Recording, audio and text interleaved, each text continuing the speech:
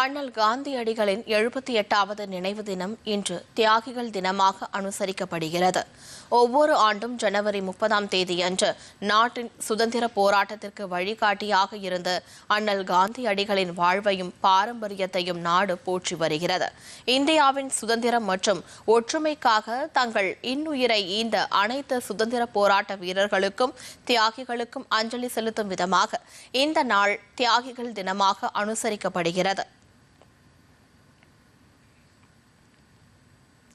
தியாகிகள் தினத்தையொட்டி பிரதமர் நரேந்திர மோடி வெளியிட்டுள்ள பதிவில், போற்றுதலுக்குரிய பாபு எப்போதும் சுதேசிக்கு மிகுந்த முக்கியத்துவம் அளித்தார் என்றும், அது வளர்ந்த மற்றும் தற்சார்பு கொண்ட இந்தியாவுக்கான தீர்மானத்தின் ஒரு அடிப்படை தூணாகவும் உள்ளது என்றும் கூறியுள்ளார். காந்தியடிகளின் ஆளுமையும் பணிகளும் நாட்டின் மக்களை கடமையின் பாதையில் நடக்க என்றென்றும் தொடர்ந்து ஊக்குவிக்கும் என்றும் பிரதமர் தனது பதிவில் தெரிவித்துள்ளார்.